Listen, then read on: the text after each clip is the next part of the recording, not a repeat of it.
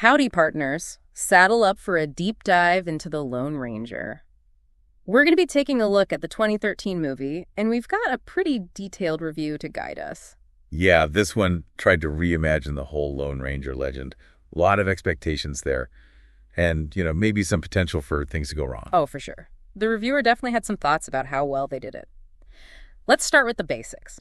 We've got Gore Verbinski directing. You know him from the Pirates of the Caribbean movies. Ah, Verbinski. With Johnny Depp as Tonto. Interesting. And Armie Hammer as John Reid, our Lone Ranger. That's kind of a fascinating combination right there. You've got Verbinski, known for those big epic movies tackling a Western. Makes you wonder if he's going for that same kind of grand scale, just trading in pirates and ships for cowboys and saloons. Definitely not a short movie either. 2 hours and 29 minutes. Oh, wow. Not your typical quick draw Western. Well, a long movie isn't always a bad thing. But Westerns, they can be a gamble. You think about those classic Westerns, they were pretty lean and mean, getting right to the point. So a longer runtime, you need a really good story to keep people interested. And the review kind of makes it sound like that's where the Lone Ranger might have run into some trouble. They were trying to do a lot. Tonto and the Lone Ranger going up against Butch Cavendish, the outlaw. Right. And then there's this whole conspiracy with a railroad tycoon. And then you've got Tonto's backstory. Okay. Oh, and the Lone Ranger's origin story. Oh, they're going to do all that. Yeah, they even throw in flashbacks with an older Tonto telling the story. It does seem like they might have taken on a bit too much. The reviewer seemed to think that all that ambition maybe backfired a little. It made the movie feel kind of overstuffed and ultimately less impactful. Sometimes less is more, even in a big Western. It sounds like they were trying to balance all this action and spectacle, the humor, and that buddy cop kind of dynamic, that mismatched partnership we see in those action comedies. Huh. It sounds like it might have spread things a little thin. It's that classic problem of trying to please everybody and maybe not quite hitting the mark with anybody. If you're trying to be a buddy comedy, a gritty Western, and this big action movie all at once, something's got to give. And apparently one of the things that suffered was the pacing. Those flashback scenes with older Tonto, the reviewer wasn't really a fan. Flashbacks can be tricky. Done well, they can add a lot to a story, give you context. But if they're not handled well, they can really slow things down and feel like they're just getting in the way. Okay, so we've got this potentially overstuffed story, some pacing problems, and a director who's known for this really over-the-top style tackling a genre that's often about being pretty minimalist. What about the characters themselves? Was Armie Hammer's Lone Ranger your typical stoic cowboy hero? Not exactly. The reviewer mentioned he's more of a reluctant hero, which is a bit of the twist. You think about the classic Lone Ranger, he's usually all about action, a symbol of justice, riding in to save the day. This one is more hesitant, maybe even unsure of himself. But then you have Johnny Depp as Tonto. Oh, yeah. And, well, it sounds like he brought his signature Deppness to the role. Depp's casting was controversial right from the start. The reviewer talks about that.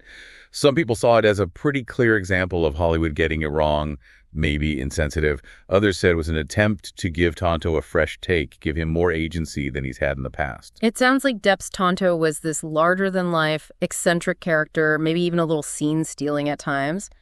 Could be entertaining, could be distracting. Depends on how you look at it, I guess.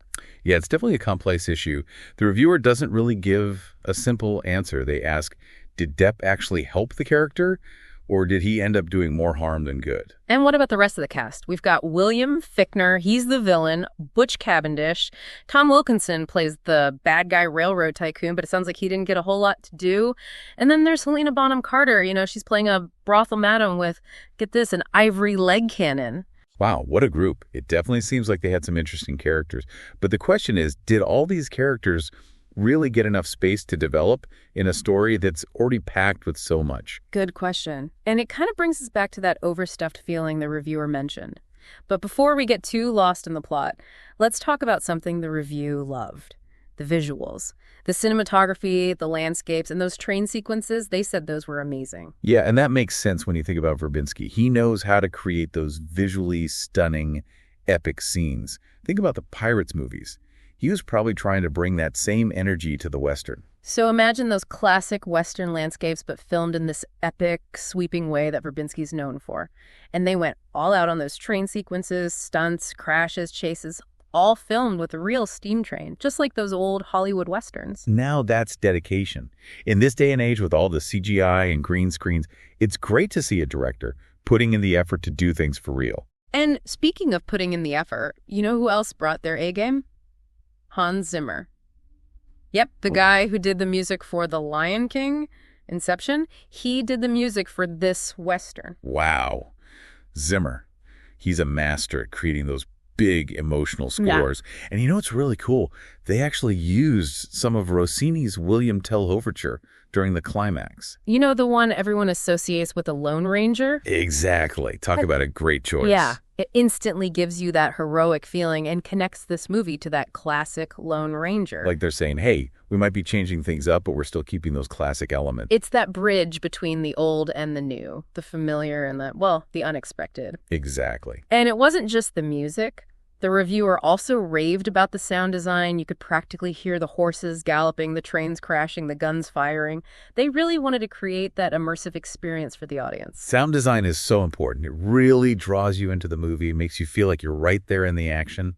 But we got to get back to that runtime. Almost 2.5 hours. That's a long time to be in the saddle, even if the view is amazing. Yeah, and the reviewer had a point there. Even a long movie can be great if it keeps you interested, if the pacing is good. But if it feels like things are dragging, those extra minutes can feel like forever. And those Tonto flashbacks might be a good example of that. Were they adding something to the story, or were they just slowing things down? That seems to be up for debate. It all depends on the viewer, right? What one person finds interesting, another might find boring. And the review suggested that maybe those pacing problems are tied to the movie's tone.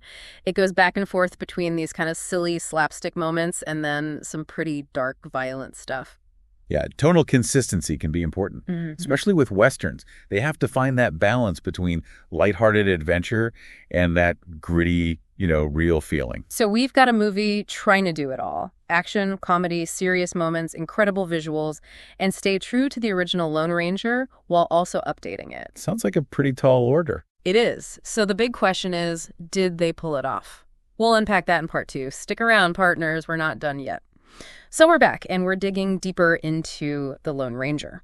We were just talking about how much this movie was trying to do and, how that might have affected how it all came together. But there were things the reviewer really liked. One was the attention to detail. Yeah, and that fits with Verbinski. He's got this reputation for making these worlds that feel, real and detailed. Look at the Pirates movies, all those little things, the costumes, the ships, it all adds up. It sounds like he brought that same level of detail to The Lone Ranger. Yeah, they didn't just throw on some cowboy hats and call it a day. The review mentioned how good the costumes were, the set design. Like, they really wanted to make it feel like an authentic Western, even if the story itself was taking some liberties. Interesting. It's like maybe they were trying to, make up for any problems with the story by just making it look amazing. Maybe that's why those train sequences were so big. Remember, they used real steam trains for those. And actual stunts, like in those old Westerns. That's something. Commitment to the vision. Yeah. These days, with all the computers and special effects, it's kind of cool to see someone doing things the old-fashioned way. Speaking of things that are, real, we got to talk about Johnny Depp as Tonto. We said it was a controversial choice. The review brought that up, too. You've got this talented actor, but he's known for doing his own thing with roles. Right. And then you have a character like Tonto who, hasn't always been shown in a good light in Hollywood. It's tricky. Did they find that balance? Or did Depp's performance go too far? The reviewers seem to think that the movie tries to give Tonto more to do. He's not just a sidekick. But then there are those funny parts and, some of the visual stuff that some people might not be okay with. It's like they were trying to do two things at once. Like trying to change the stereotype, but maybe also accidentally playing into it. So what we have is a movie that's really pretty to look at, big and ambitious, but maybe a bit messy when it comes to the story and how it deals with those, more sensitive topics. Yeah. This new Lone Ranger that feels both familiar and, kind of strange. That might be the problem.